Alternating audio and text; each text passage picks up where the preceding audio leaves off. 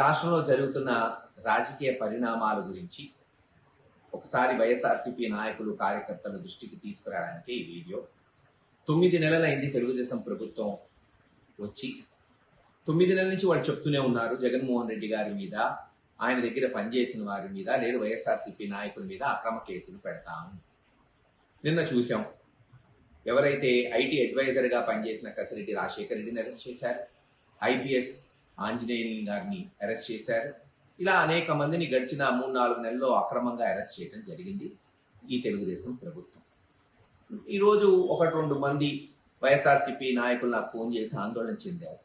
నేను ఈ రాష్ట్రంలో ఉన్న వైఎస్ఆర్సీపీ నాయకులకి, కార్యకర్తలకి ఒకటే విజ్ఞప్తి చేస్తున్నా. మీ యొక్క జ్ఞాపక శక్తి, మెమరీ ఒక 10-15 సంవత్సరాలు వెనక్కి తీసుకెళ్ళండి. 2010 ఒకసారి మళ్ళీ గుర్తు తెచ్చుకోండి ఏం జరిగిందో. ఏమైనా అక్రమ కేసులు ఏమన్నా ఈ పార్టీకి, జగన్మోహన్ రెడ్డి గారికి, కార్యకర్తలకి, లేదు నాయకులకి ఏమన్నా కొత్తనా? ఆ రోజున జగన్మోహన్ రెడ్డి గారిని ఒక ఎమోషనల్గా, తండ్రి చనిపోతే, తండ్రికి అనుగుణంగా కొంతమంది ఫాలోవర్స్, అభిమానులు చనిపోతే వాళ్ళ కొరకు ఓదార్పు చేద్దామనుకున్న జగన్మోహన్ రెడ్డి గారిని ఆ రోజు కాంగ్రెస్ పార్టీ ఆపమని అడ్డు తగిలితే, ఆ ఎమోషనల్ దీని మీద జగన్మోహన్ రెడ్డి గారు పార్టీ వదిలిపెట్టిపోయి పార్టీ స్థాపించుకున్నారు. ఆ రోజున కాంగ్రెస్ పార్టీ తెలుగుదేశం, ప్రతిపక్షమైన తెలుగుదేశంతో ములాఖత్తై హైకోర్టులో పిల్లులేసి అక్రమంగా సిబిఐ కేసులు పెట్టలేదా? పతాక శీర్షికలు ఇప్పటికన్నా అప్పుడు 10 రెట్లు పతాక శీర్షికలు తెలుగుదేశం అనుబంధ పత్రికల్లో కనీసం ఒక 2-3 సంవత్సరాలు కుంకాలు రాయలేదా?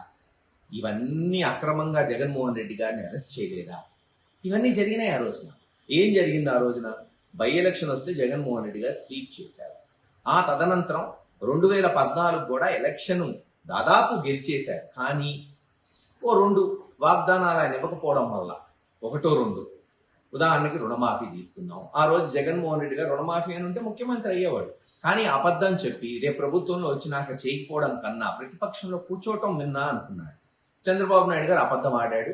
అతి స్వల్ప మెజారిటీతో వైఎస్ఆర్సీపీ ఓడిపోవటం జరిగింది. కొన్ని రుణమాఫీ ఏమన్నా చేశాడా చంద్రబాబు నాయుడు గారు? ఆ రోజున చేయలేకపోయాడు. చంద్రబాబు నాయుడు గారు ఏమన్నాడు? ఇంతకన్నా ఎక్కువ సంక్షేమం ఇస్తామని మొన్న 2024లో అధికారంలోకి వచ్చాడు. ఏమన్నా చేశాడా? ఏమీ లేదు. జగన్మోహన్ రెడ్డి గారు 13,500 రైతు భరోసా ఇస్తే 20,000 ఇస్తా అన్న చంద్రబాబు నాయుడు గారు 2,000 ఇవ్వలేదు. జగన్మోహన్ రెడ్డి గారు 15,000 అమ్మఒడి ఇస్తే 30,000 ఇస్తానన్న వ్యక్తి 3,000 కూడా ఇవ్వలేదు చంద్రబాబు నాయుడు గారు. ఈ రోజు మళ్ళీ అక్రమ కేసులు. ఈ రోజు మళ్ళీ సేమ్ గుర్తు తెచ్చుకోండి మీ జ్ఞాపక శక్తి. ఏదైతే నేను చెప్పానో, గతంలో ఎలాగైతే పేపర్లు రాసినాయో అదే సేమ్ టు సేమ్ అచ్చుగుద్దినట్టు మళ్ళీ అదే పతాక శీర్షికలు. అక్కడ స్కామ్ జరిగింది, ఇక్కడ స్కామ్ జరిగింది. ఏది జరగకపోయినా మసిపూసి మారేడుకాయ వేసి ప్రజల దృష్టికి తీసుకెళ్లడానికి ప్రయత్నిస్తున్నారు. 4 అరెస్ట్ చేస్తున్నారు. రాజశేఖర రెడ్డిని అరెస్ట్ చేశాం, విజయసాయి రెడ్డి వెళ్ళిపోయాడు, మరో ఐఏఎస్ ఆఫీసర్ని అరెస్ట్ చేస్తాం. ఎవరు వీళ్ళంతా? వీళ్ళందరినీ అరెస్ట్ చేస్తే ఒక ఓటు వస్తుందా, ఒక ఓటు పోతుందా? ఏమీ కాదు.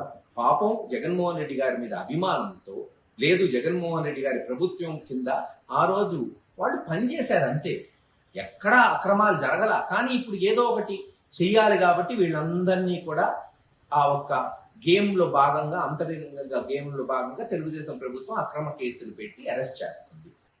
అక్రమంగా ఎవరిని నిర్బంధించినా, ఎవరి మీద కేసులు పెట్టినా ఖచ్చితంగా ఆంధ్ర రాష్ట్ర ప్రజలు క్షమించరు. గతంలో జరగలేదు, రేపు జరగదు.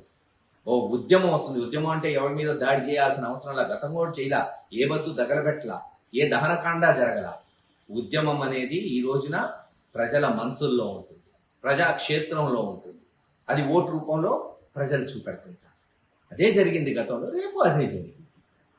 ఖచ్చితంగా చెప్తున్నాం, తెలుగుదేశం ప్రభుత్వం పాలన పడకేసి వాళ్ళు ఇస్తానన్న వాగ్దానాలు పక్కన పెట్టి కేవలం జగన్మోహన్ రెడ్డి గారిని, వైఎస్ఆర్సీపీ నాయకుల్ని అనగదొక్కాలనుకునే దుశ్చర్య ప్రజాక్షేత్రంలో ప్రజలు తేల్చుకుంటారు, మేము తేల్చుకుంటాం. అంతేకాని ఎవ్వరూ భయపడేది లేదు. ఖచ్చితంగా వైఎస్ఆర్సీపీ నాయకులు, కార్యకర్తలకే చెప్తున్నాం, ఈ విష ప్రచారం, ఈ అక్రమ కేసులు, ఈ అక్రమ అరెస్టులు గతంలో కూడా మనం అందరం చూసాం. దీనికి ఎవరు జంకేది లేదు. నిబ్బరంగా ఉండండి. జగన్మోహన్ రెడ్డి గారు చెప్పినట్టు క్షేత్రస్థాయికి పోయి పనిచేయండి. తప్పకుండా సత్ఫలితాలు వస్తాయి.